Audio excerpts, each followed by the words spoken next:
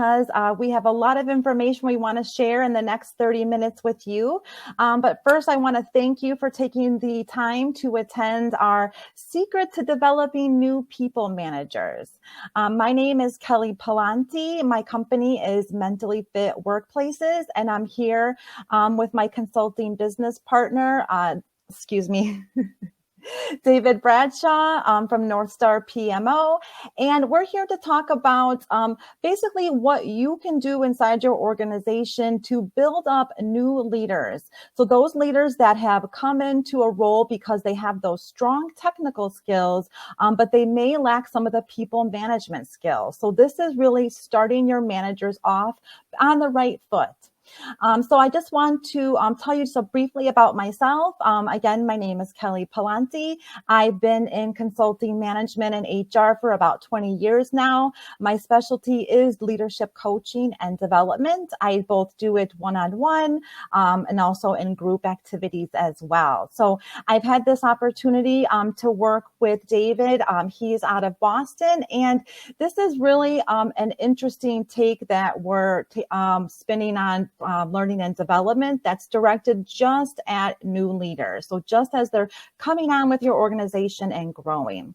So I'm going to turn it over to David and let him tell you just a little bit about himself, and we'll get started.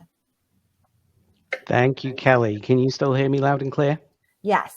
Awesome. So thank you everyone for joining. My name's David Bradshaw. I'm the CEO of NorthstarPMO. We are a boutique HR and people ops company helping small, medium-sized businesses grow. And as Kelly mentioned, what we'd like to share with you today is some information that we've gathered as we've worked together. And just a little bit of background about myself before I do that. So I'm a career management consultant. I've worked with some of the big names out there, and I've grown organizations up from nothing. And in that mission, one of the most difficult things I found when scaling a team is getting that level of people who want to step up to management, getting them well prepared for that role. And I've also seen what happens if you don't do that. It can lead to a lot of problems. So what we put together, Kelly and I, because we saw a big gap in the market here, is a training course to address how do you prepare those people who are showing promise in your organization. How do you prepare them to take that first people management role safely, effectively, and in a way that everybody wins? So we saw a gap. We put together a training course, and we're really excited to share with you today some of the kind of key learnings that we got from that exercise. So without further ado, Kelly, if you want to advance the slides. So let's start with what is the role of the manager? Because I think one of the key areas of confusion when you're first thrust into that line management role is, well, what am I supposed to do? What am I going to achieve here? How am I going to be measured? And it can be a little bit confusing to people. So if you want to go to the next slide, Kelly, we start by taking a look at what the management outcomes need to be. And at the highest level, the role of the manager is to work to increase the efficiency and the effectiveness of not just their employees, but processes, projects, and organizations as a whole. What do we mean by efficiency and effectiveness? Next click, Kelly. Well, efficiency is achieving the desired outcomes with the least use of resources. And usually that means human resources, but not always the case. And effectiveness is about the ability of the team to achieve those desired outcomes at or below a tolerable level of risk. So one is, how much is it going to cost us in resource terms to get the job done? The second is, are we equipped to get the job done? Are we taking on too much? Is it too risky? And are we going to be effective in achieving those outcomes? So the new managers say, okay, we understand at the high level what we're supposed to be doing here, but what kind of tools do I have at my disposal? Next slide, Kelly. And I point people here to what I call the four key functions of management, and you can reveal them all in one go, Kelly. Let's take a look at them. So planning, organizing, leading, and controlling. And because we're not delivering the full training course today, I'm not going to talk to you about all four. We're just going to focus in on leading and controlling. And what I'm going to share with you today is, for both leading and controlling, what are the two big problems that I see new managers face quite commonly, and what can we do to prevent them and support our new managers through those problems? So let's kick off with leading. First of all, what is leading? Well, I think we all understand what it means to be a leader. It's about communication, it's about motivation, it's about setting the right tone, it's about helping others achieve their directives, and it's actually setting a direction for the team as a whole. Next slide, please, Kelly. So what is the kind of new manager trap, as I like to call it, that people often fall into when it comes to leading? Well, I see it time and time again. It's micromanagement. If you think about how new managers get put into their position, they're often very competent at the hard skill of the function of the team, right? So if you're a software engineer, for example, and you're doing a great job writing software, you become known for being really competent. You could get promoted to being a team leader just on the strength of your technical abilities. Okay, and what does that mean? Well, the risk is somebody who's built up this reputation for being competent with the hard skills and is probably very confident in what they do. They've probably developed their own preferred way of doing things over time. And it's very tempting for a new manager in this situation to be keen to share that experience and to get other people to do it what they call their way. And this can backfire because it can reduce the whole leadership task to basically dictating others how to do their job, micromanagement. Okay, this can lead to very bad outcomes in the team, as you might imagine, interpersonal conflict, even attrition. So how do we coach people to avoid this problem? Next slide, please, Kelly. So one of the lessons I like to teach new managers early is this concept of situational leadership. And what we mean by situational leadership is a leader has to adapt their style to the situation that's in front of them. And I think most people understand that when it comes to working with individuals one-to-one, you have to adapt your leadership style. But it doesn't stop there. It actually depends not just on the individual that you're dealing with, but also the task that you're dealing with them on. And this is where situational leadership comes in. It teaches you how to vary your style as a leader based on the level of competence and the level of commitment that your team member has for the task at hand. And it doesn't even stop there. It actually changes over time, as the diagram on the screen shows you. As the individual that you're leading becomes more experienced, more competent, more confident in the task that they're doing, then you have to adapt your leadership style to suit along that journey as well. So we like to tell our new managers, you have to be aware of this model. You have to be aware that you have to adapt, not just in terms of how much support you give, how directive you are, but also to keep an eye on how that changes over time as the individual that you are supporting gets more experienced in the task that they're performing. And I'll just add there, I think what's important is that he's almost giving them, this gives them the permission to adapt, because I think a lot of times, a person like you mentioned, they have the particular style and they get almost frustrated when that style, doesn't work. And this kind of just shows you that there is a flexibility, when you're managing people, not only in your own style and, like you mentioned, the tasks, but also as the person, as an individual. So you're really treating somebody as an individual person, not just as a blanket, procedure that you do for everyone. So this, I think, also really fosters a culture of belonging as well. I think that's a very good point. Very well made, Kelly. Thank you. And of course, the whole idea of this model, if you look at the S4 square, the green one there, we're trying to get people to that point of effective delegation, where the individual concerned is confident, motivated, engaged, and able to act fairly autonomously. And that's really where you're hoping to get people to. Okay, next slide, please, Kelly. So the fourth key function of management, again, we're only going to look at two today, is controlling. And I just want to spend a minute first explaining what this is, because we've just spoken about micromanagement and now we're putting up a slide called controlling. So this is not about controlling the individual. This is about controlling the outcomes of your team. So I like to use the airplane analogy here. And let's compare this to a highly functioning member of your team, right? A pilot of an airplane doesn't actually do very much flying these days. The pilot of the airplane sits there and watches and lets the plane do its job. Most modern planes are more capable of flying themselves than the pilot is under ordinary circumstances. So that's the kind of tone I want to set here. This is a monitoring and intervention function. It is not a micromanagement function. I hope that distinction is clear. And what you're looking to do here as a manager is keep your eye on things and help facilitate change where that change is necessary. Yes.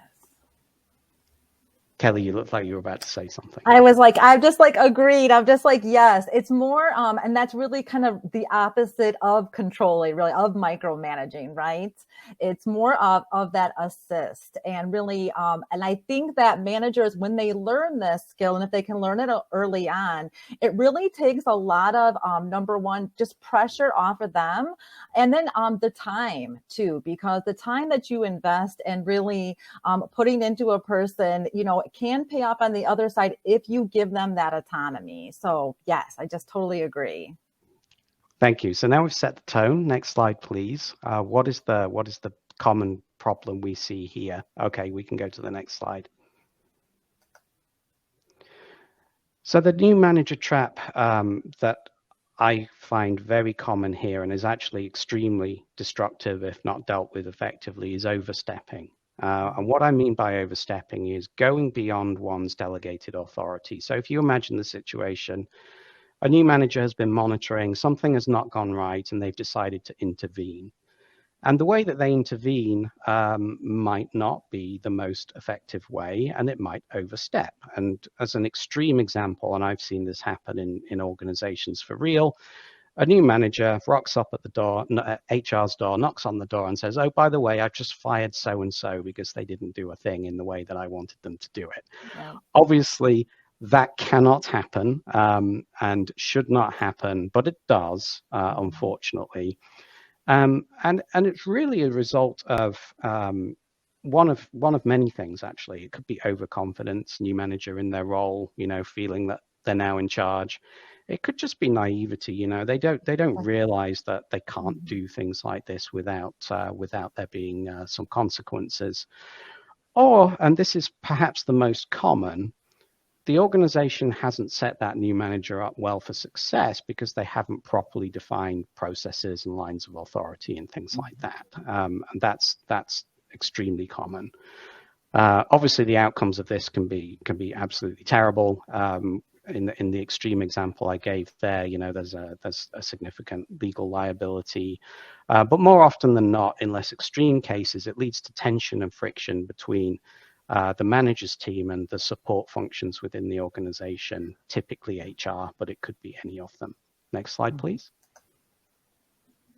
So how do we avoid overstepping? Well, if we think back to what we just said about what are the common causes, by far the most common cause is the confusion. Where do the boundaries lie? What am I allowed to do? What am I not allowed to do? It's often not written down in organizations, especially smaller ones, and it's certainly not communicated well.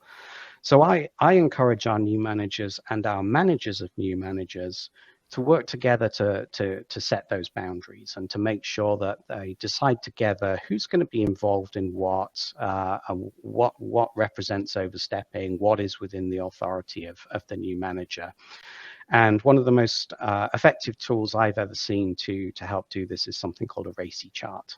I'm assuming that most people are familiar with what it is, but it's basically a two-dimensional table that sets out who's going to be responsible, accountable, consulted, or informed when a certain action is necessary.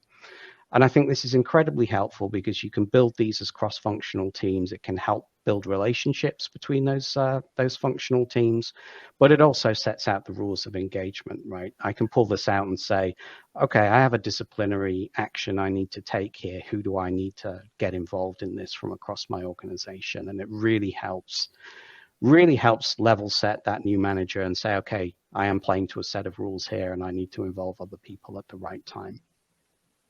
Okay, so I think one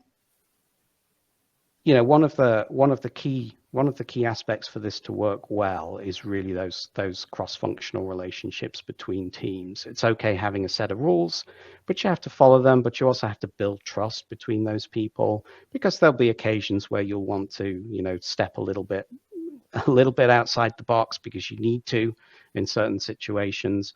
So building that level of trust and harmony across those functions is really key. And I think that's a nice point to stop and to hand over to Kelly, who's going to talk to us a little bit about conflict resolution. Yes. And I just want to, say one thing about the REC card. I think, a lot of things when we talk about, feeling secure in the role is, having rules and policies in place and having these things just to go to. So when situation A comes up, where do I go? Because I think that's where a lot of people kind of get stuck in the mud, and they really don't even sometimes solve or attempt to resolve situations because they just don't even know what that next step is. So I think that's really important. And that does tie into a lot about what I want to talk about regarding conflict resolution. So this is really kind of where I'm digging down now more into like a specific area that new managers need to really advance skill sets. And a lot of that has to do with, because we take conflict resolution, particularly a new manager, we take our conflict resolution skills from what we learn at home typically, right? Like how do we resolve conflict with family, how to resolve conflict with friends. And we naturally try to use those skills when we're at the workplace. But what we need to understand is that a lot of those don't cross over and apply. And a lot of those skills just need to be advanced. You need to have a different way to come to resolutions. And what I have found through my own training as a leader and then also delivering trainings is that you often see people taking those conflict resolution skills that they learn at work and then doing the opposite, taking them back to family, taking them back to friends, and looking at new ways to really solve problems.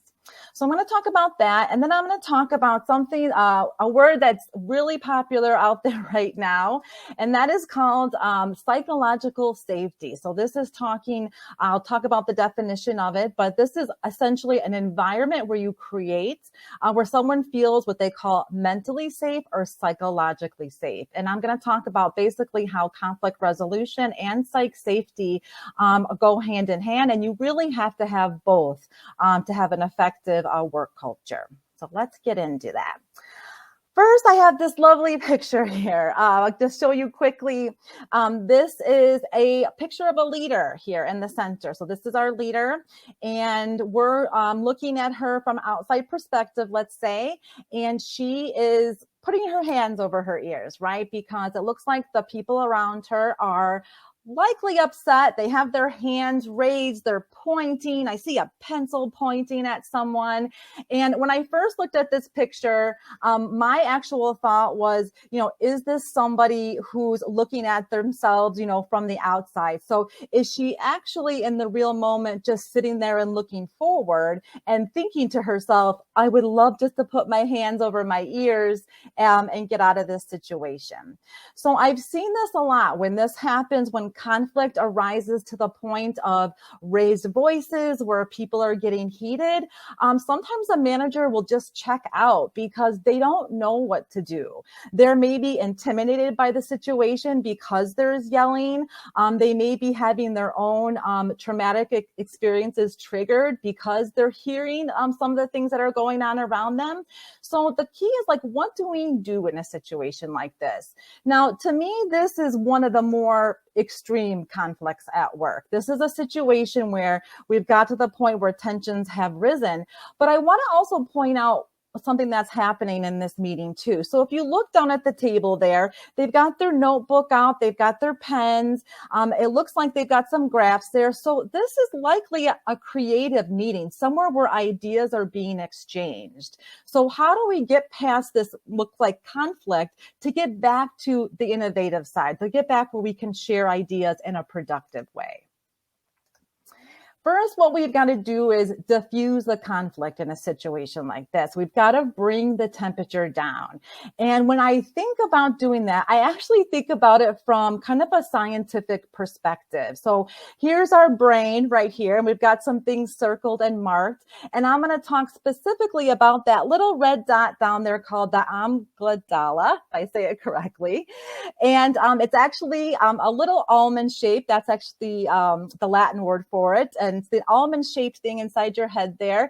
And that is what we call our fight or flight response. So back in the caveman days, when something triggered us and we were scared, that response basically came and took over that purple spot of our brain. It took over our logic and made us respond in a way to protect ourselves, whether that's being loud, whether that's shrinking back, some kind of skill that was to protect ourselves. So this still exists in our bodies today, and it is still triggered. And when it happens, basically, if you've ever had somebody say they've lost it, what they're describing is an hijack.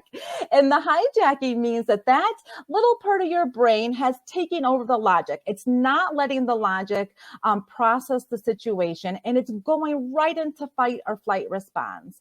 And you will continue in that mode unless you are diffused. And once you are diffused, then the logic part of your brain opens back up again. You're able to look at the situation differently. The key is, how do you get that to that point of diffusion? And that is one thing that a manager needs to understand.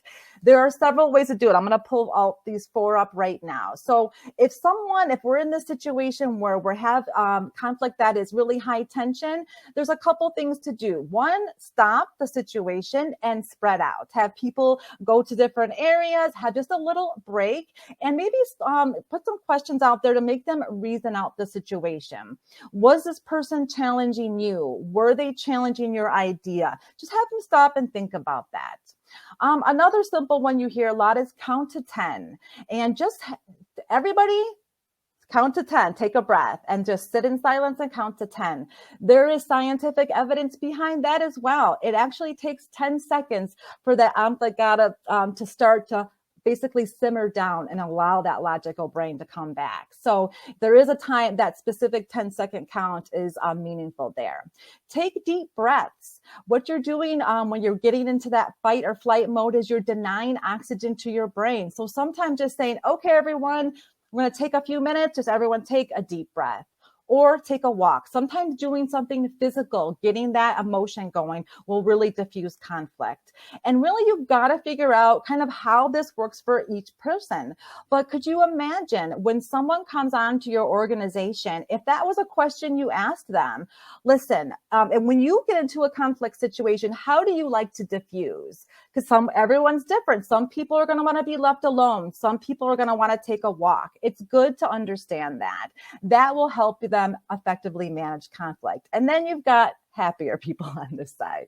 So how do we do that? How do managers actually go about, after they've diffused, how do they manage that conflict?